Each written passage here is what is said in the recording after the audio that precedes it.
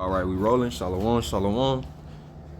Starting off, we want to face east, giving all glory and praises to Yahweh, Bashem, Yahweh Shai, Bashem, Rakakwadash. Double honors to the elders and apostles of Great Millstone. Salutations to all the Akims and the Aquas, the brothers and the few sisters pushing his truth, 100% nothing but the truth in all honesty and sincerity. Shalom to the 144,000 elect of Israel. This is the brother Yashar coming in with the another chapter of Wisdom of Solomon. We're at chapter 4. We're gonna get right into it. Just to give a background on this chapter. This chapter goes into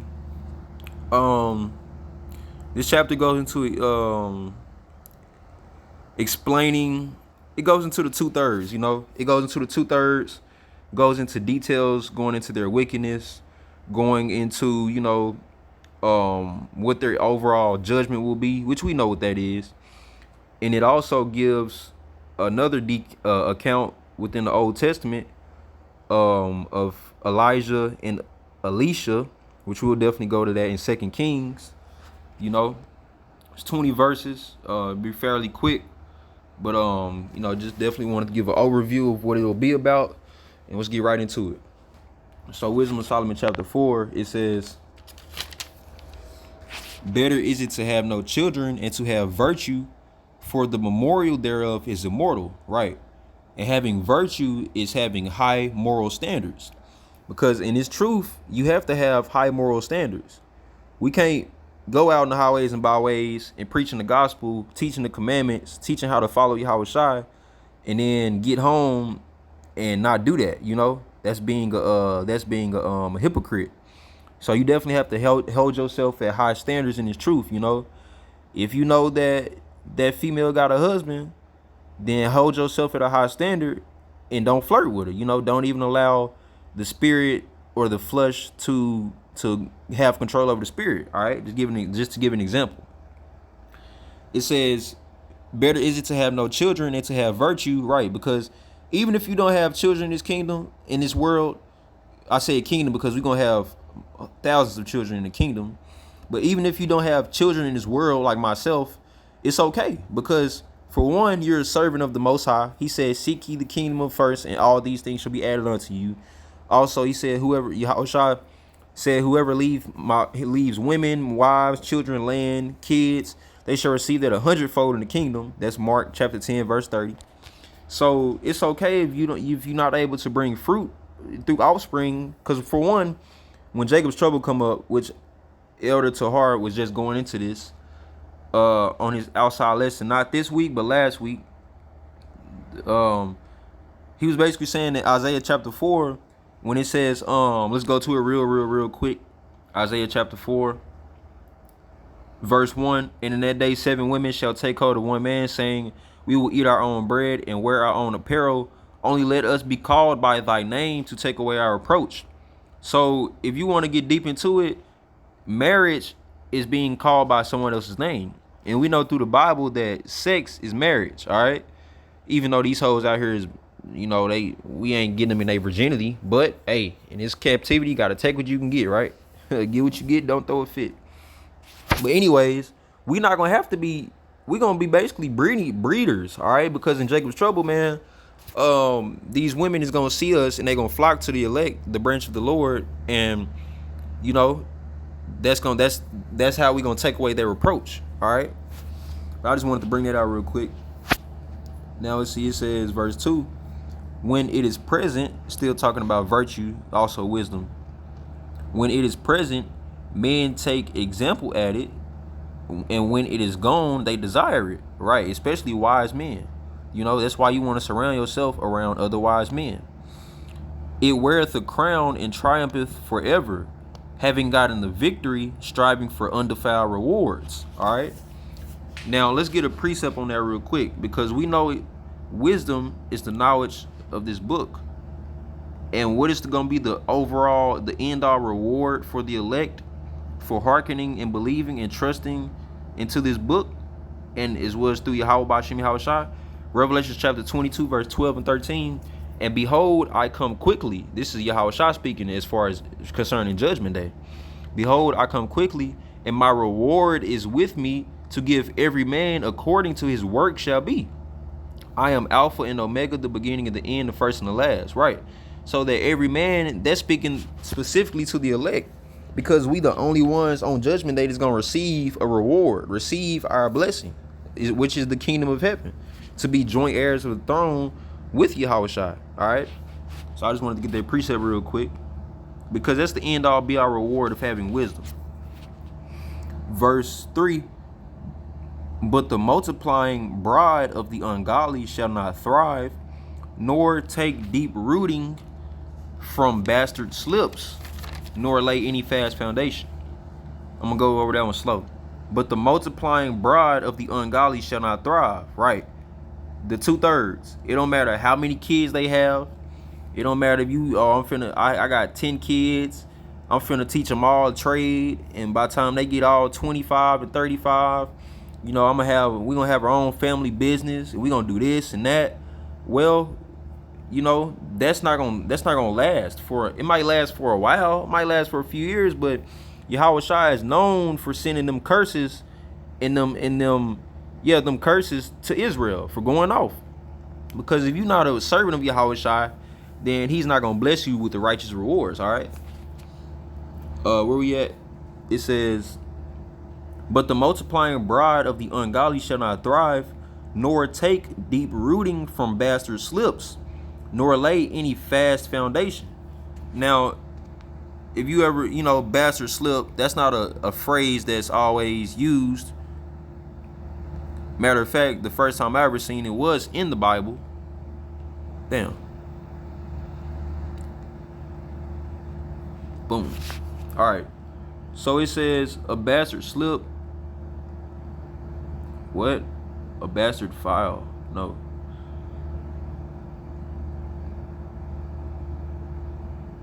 I mean, I wrote it down. I'm not even going to look for it right now. I'm going to keep going with the lesson.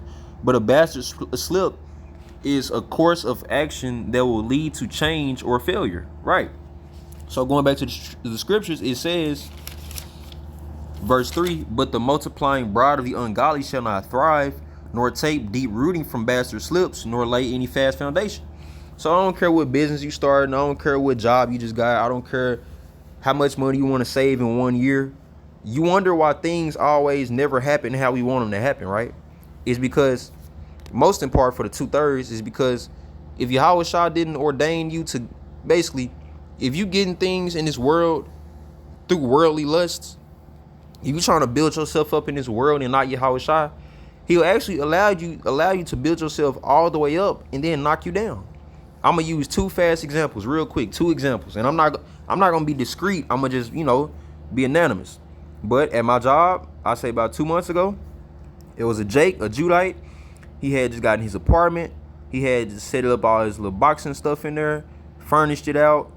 What else? He was selling his little weed on the side. Niggas be. Anyways, he got all this stuff right in like 2 months.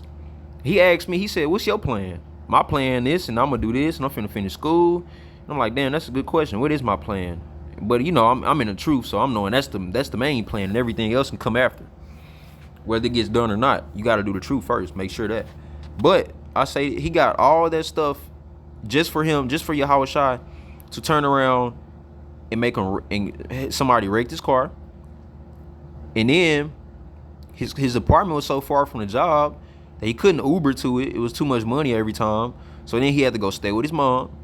So that's why the scriptures tell you the multiplying bride of the ungodly shall not thrive, nor take deep rooting from bastard slips, nor lay any fast foundation. Now the second example, real quick, the elder, he was just telling me, Yalkanan, at his job, same thing. Issacharite, he got his apartment, he got his dog, he got all this little stuff. He got his little pay raise, whatever. He's making good money. He just became a trainer. Then a Judite started beefing with him at the job. Oh, blah blah blah. You telling on me, blah blah blah. So the Judite swung off on him at the job, and now they both got fired. And bro was telling the elder like, dang, bro, like I had this going, that going, all this. Like, why he swing on me at the job, bro?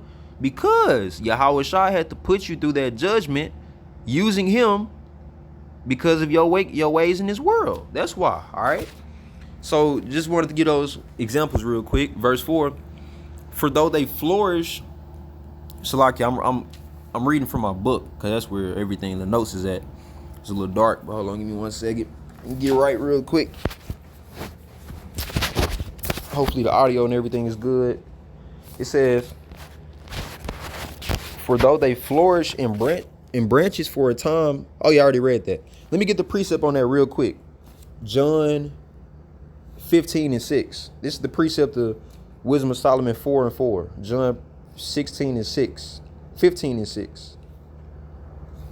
Where is that? Where you at, John?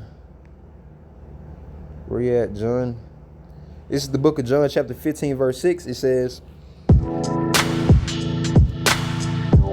going to start at 1 and I'm going to jump down, all right? This is Yahushua speaking. I am the true vine, and my Father is the husbandman. Every branch in me that beareth fruit, every branch in me that beareth not fruit, he taketh away. Right. That's them 2/3 niggas we see. These niggas in the camps, all that. He might take the truth away from you. And that's the first thing that'll happen. But the end all be all is you ain't gonna make it as a first fruit of the kingdom. You ain't gonna be a part of the elect. All right. He gonna take your election away from you. That's why the scriptures say, make sure thy calling of election is sure. All right. Every branch that beareth fruit, he purgeth it that it may bring forth more fruit. That's the righteous brothers. We learn as the years go by, we meet new brothers. We establish camps. We start teaching other brothers that come in under us. And that makes Yahushua proud because you doing his work. You bidding as many as you can to the marriage, as it says in Matthew. Now I'm going to jump down to 6. If a man abide not in me, he is cast forth as a branch and is withered. And men gather them and cast them into the fire, and they are burned. Now you wonder why Yahushua always used examples of fire and metaphors and parables involving fire and burning. Because he telling you, nigga, on Judgment Day, I'm going to have them ICBM missiles rolling hot ready for your ass. And I'm going to have my chariots shooting out lightning bolts, lasers, high concentrated energy everywhere around the world at specific targets. And on top of that, I, as in Yahushua, am going to be whooping ass myself. Who is this that comes from Basra with dyed garments red? All right. Metaphorically speaking of, he going to have some bloodshed to do. All right. He going to have some blood to shed for this freaking wicked ass world, man. But okay, that's the precept real quick. Now let's go back to Wisdom of Solomon chapter 4. All right, so it says, we'll start back at 5. The imperfect branches shall be broken off, and their fruit unprofitable, not ripe to eat. Yeah, meat for nothing, right? So you did all, Sakari, y'all did all that fundraising money shit for nothing. IUIC, y'all created all them false doctrines for nothing. Comfy, you did everything you did for nothing because we see where you at. And these 2/3, they did everything in the world that they wanted to do for nothing. Imagine that. You did all that for nothing. The whole time, the same ones y'all was calling broke, bums, these crazy niggas on the side of the street yelling at people. Guess what our Revelation 22:12-3. That's the reward we get. Alright.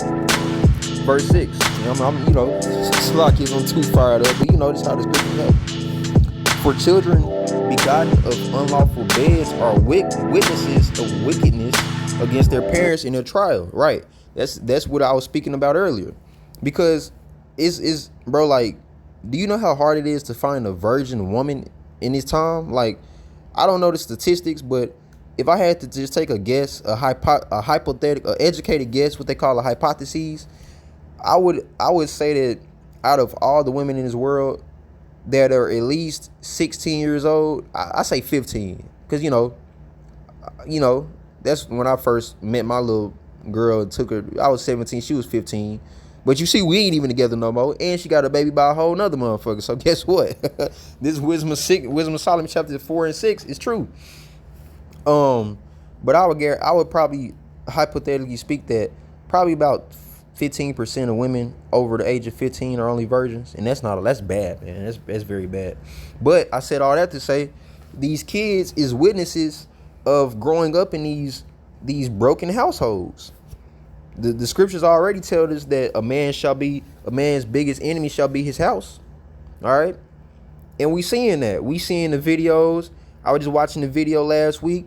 The mama, she was recording the daughter. The daughter had a baby. She letting the baby, well, I ain't gonna say just had, probably like a year old.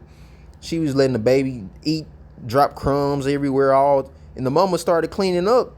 And she started recording the daughter. It was like, look, I just cleaned up this whole house, and what you doing? You still sitting on the same couch. And while the daughter was like, you ain't cleaning up after me. You ain't have to clean up. She was like, really? You want me to go open that trash can to see all that shit that you dropped and your baby dropped? You see that? That was just little stuff. What, a raisin? What is a raisin? And I'm like, yup, see? These children ain't got no respect for their parents. Alright? And the way that they born through wickedness. They born out of wedlock. You know, the baby mama, you think you got her pregnant, then 3 months into the pregnancy, 4 months into the pregnancy, she gotta admit to you how it was the next door neighbor and all. See, everything is wicked, man. Verse 7. But though the righteous be prevented with death, yet shall he be in rest. Right. So let's get the precept on that real quick. Let's see. Jeremiah chapter 30, verse 10. What does it mean by the righteous shall be in rest? It says, therefore fear thou not, O my servant Jacob, the elect, saith the Lord, neither be dismayed, O Israel, the 2/3, well, you know, the Gentiles. But see how I say the servant? That means it starts with the elect. For lo, I will save thee from afar, and thy seed from the land of their captivity. Right now, we in America, our captivity. And Jacob shall return to the Holy Land, Yasharallah. That's where the kingdom of heaven is going to start. And shall be in rest and be quiet, and none shall make him afraid, right? Because we ain't going to have, the kingdom of heaven is going to be perfect and peaceful. I'll just put it like that. Because you brothers know, we know the scriptures describing the kingdom. All right, back to Wisdom of Solomon. This is verse 8. But honorable age is not that which standeth in length of time, nor that is measured by number of years, right? Nigga, it don't matter if you 60 or 70 or 80 or 50 or 40. It don't matter how old you is and how much experience you think you have in this world. If you don't have the knowledge, wisdom, and understanding of this Bible, everything that you believe and everything that you about is void, right? Let's go back up to verse 5. The imperfect branches shall be broken off. Their fruit unprofitable, not ripe to eat. Yeah, meat for nothing, right? So it don't matter how old you is. So don't let nobody pull that, I've been here way longer than you. You can't tell me about this and that. Well, guess what? The Bible say that. You know what I'm saying? And these old church folks, they had the hardest problem with that. Oh, I can eat catfish. I can eat pork chops. And well, the Bible say you can't. Oh, well, you don't know that. You just hearing that because somebody da. But the whole time you telling them truth. But oh, you supposed to be older than me. You supposed to know more. Well, not according to the Bible. Verse 9. But wisdom, see that keyword, wisdom is the gray hair unto men, and in unspotted life is old age, right? Without blemish, all right? Verse 10. He pleased Yahweh. Okay, so I'm gonna stop it right here, and so what we're about to do is we are about to enter into the account of Elisha and Elijah, all right? Now I'm gonna read some of it in 2 Kings. I'm not gonna read the whole thing. You know, you brothers can that'll be something good to do. So, you know, you have some time, read this 2 Kings chapter 11. But basically, I'm just give the overview. Elisha and Elijah, they was around these wicked Israelites, and they was calling upon Yahweh Shai, or Yahweh at that time, to be saved, to save them from being around these Israelites. These wackos, all right? These wicked Israelites, wicked niggas. Just like just like Lot in Sodom and Gomorrah, all right? Just like us in America, okay? So let's go to 2 Kings chapter 11 real quick. So like I keep saying chapter 11 is chapter 2. Okay. I'm going to start at, let me see.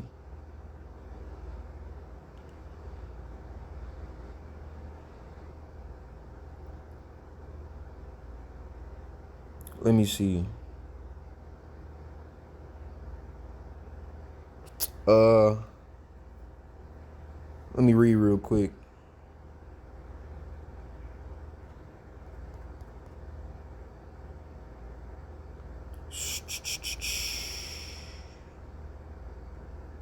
Damn. Okay, I'm gonna just start at 6.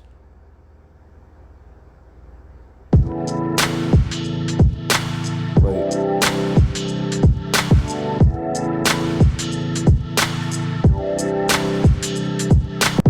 Okay, I'm gonna start at 7. And 50 men of the sons of the prophets went and stood to view afar off, and they too stood by Jordan. And Elijah took his mantle and wrapped it together and smote the waters, and they were divided hither and thither, so that they too went over on dry ground. Now that verse 8, that's a supernatural power right there. Basically, he took his mantle and he hit the water and it divided into two. All right, just like what the Most High Yahweh did for the Israelites led by Moses in the Red Sea. All right. Verse 9, and it came to pass when they were gone over that Elijah said unto Elisha, ask what I shall do for thee before I be taken away from thee. And Elisha said, I pray thee, let a double portion of thy spirit be upon me. So he like, bro, you so fired up in the spirit, I just want to have some of your spirit so I can be fired up like you is. And Elijah responded like this. And he said, thou hast asked a hard thing. So you're like, dang, bro, how I'm going to do that? Like, the Lord gave me my spirit. How I'm going to do that? He said, nevertheless, if thou see me when I am taken from thee, it shall be so unto thee. But if not, it shall not be so. And it came to pass, as they still went on and talked, that behold, there appeared a chariot of fire. There we go. And horses of fire, and parted them both asunder. And Elijah went up by a whirlwind into heaven. So he was teleported into heaven. Well, he was beamed up on a chariot and, translated into heaven. Verse 12, and Elisha saw it, and he cried, my father, the chariot of Israel and the horsemen thereof. And he saw him no more. And he took hold of his own clothes and rent them in two pieces. So he like, dang, Elisha was like, dang, Elijah just got beamed up to heaven. And Wisdom of Solomon is going to help understand why that happened. He'll break down why that happened. Verse 13, he took up also the mantle of Elijah that fell from him and went back and stood by the bank of Jordan. And he took the mantle of Elijah that fell from him and smote the waters and said, where is Yahweh, the most high power of Elijah? And when he also had smit the waters, they parted hither and thither, and Elisha went over. All right, I'm gonna stop it right there.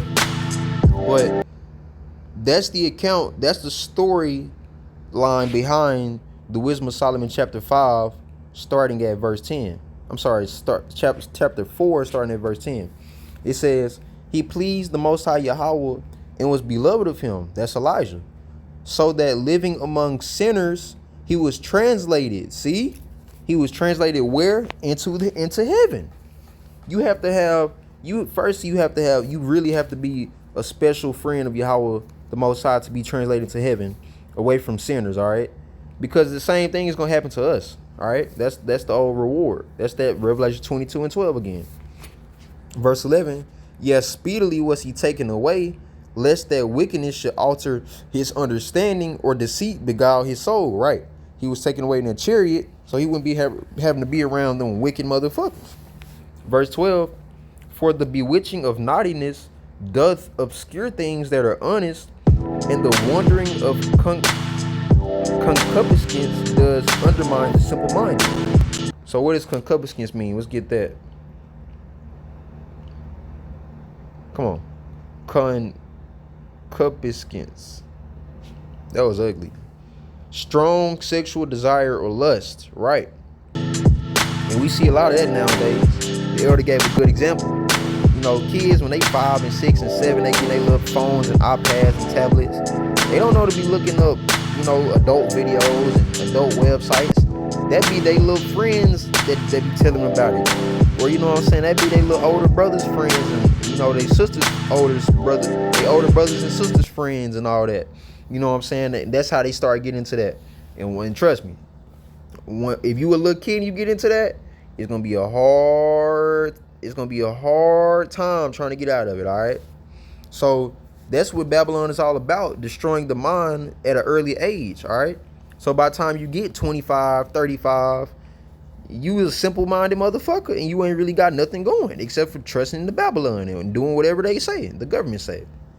All right? Verse 13, he, being made perfect in a short time, filled a long time, right? Because you have to be made perfect to be in the kingdom of heaven, all right? That's like what's the scripture? I can't even think of it right now. Basically, yeah, the creature. Dang, I forgot. Basically, Second Thessalonians, man.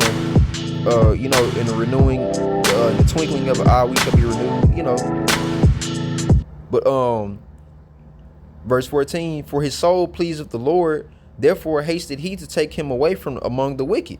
Right. Once again, man, that's exactly what we hoping for, and it's beautiful to be able to read this and see that this was going on back in the time of our ancestors, because we hoping for that same reward within this age, man, within this era. All right, this is the last era on earth, matter of fact, and we know it's coming because it's prophesied.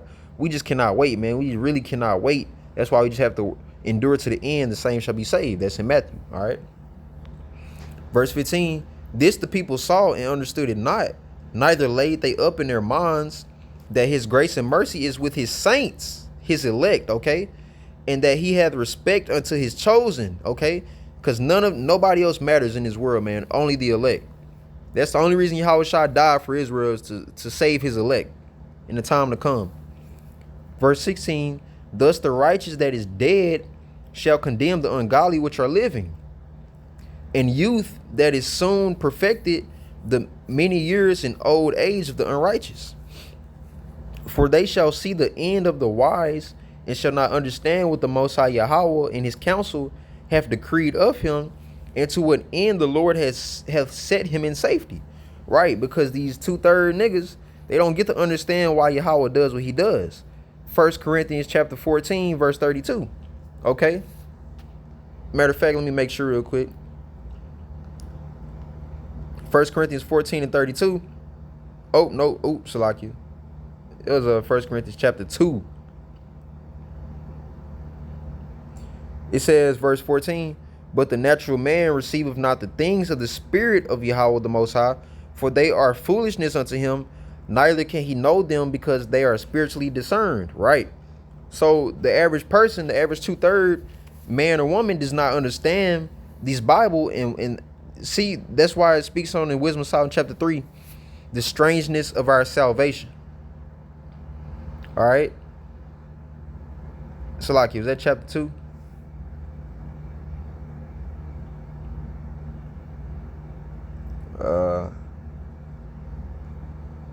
I'm just trying to put precept on precept. Nah, that's chapter 5. Yup. Verse 2. When they see it, they shall be troubled with terrible fear, and shall be amazed at the strangeness of his salvation, so far beyond all that they look for. Right. They're not going to expect Yahweh Shai, a black Judite man, brown-skinned Judite man, to come out the clouds yelling with Michael the archangel and the host of angels behind him. And then you telling me we going to have missiles the whole time coming to our cities? And you telling me the whole time these angels going to be shooting laser beams at us? Yeah, right. And and then you say that y'all going to be getting beamed up while all that's going on, and we going to be dead? We going to be getting killed? Yeah, right. All right, whatever. That's what the average 2/3 motherfuckers gonna believe. They don't understand his Bible. They're spiritually discerned. Verse 18, they shall see him and despise him. Right. It's like, oh, there he go. Yeah, whatever. There he go. Mr. I'm gonna be saved by alien. Mr. I believe in the black God. Mr. I'm gonna go put on this long garment, and even though it's 104 degrees in Dallas, which it actually is right now, and I'm going to go preach the gospel of the Bible, even though nobody's listening to me, even though I only get 5 views per video. And I've been doing this for the last 10 years or 5 years or 15 or 20, 30 years. Guess what? You're going to get laughed at, because you're going to find out quick Yahweh Bashim Yahushua don't freaking play with his truth, nor by his elect. All right? That's why we doing what we do, to be saved away from that. Verse 18, they shall see him and despise him, but Yahweh the Most High shall laugh them to scorn. And they shall hereafter be a vile carcass and a reproach among the dead forevermore. For he shall rend them and cast them down headlong, that they shall be speechless. And he shall shake them from the foundation. Right, that's why the earth is going to rock to and fro like a drunkard. The mist was going to shake some, man. And they shall be utterly laid waste and be in sorrow, and their memorial shall perish. Ain't no 4th of July, ain't no America Memorial Day, none of that. No, all that is gonna burn away with yourself, with your soul, or with your body, because your soul gonna be translated to the kingdom, and then you're gonna be back in righteousness under the elect and Yahweh Shai, under Yahweh the Most High. Because in the kingdom everything's gonna be perfect. Israel is gonna be back where we supposed to be at, and it's gonna be good. But before that, you gotta be a part of that judgment. You can't be a part of the first resurrection. That's for the elect. Verse 20, and when they cast up the accounts of their sins, they shall come with fear, and their own iniquity shall convince them to their face. So they're gonna be like, dang, bro, out of everything I could have did in this world, I chose not to do what they was doing, and now I gotta suffer the judgment over it. Damn.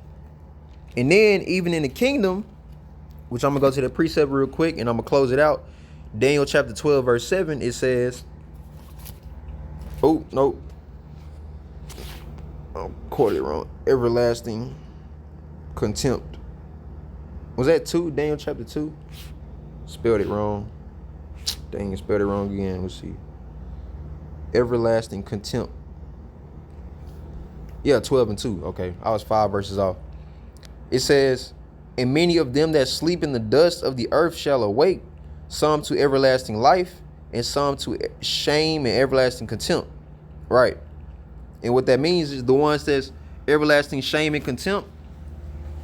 Matter of fact, let's look up the definition of contempt real quick.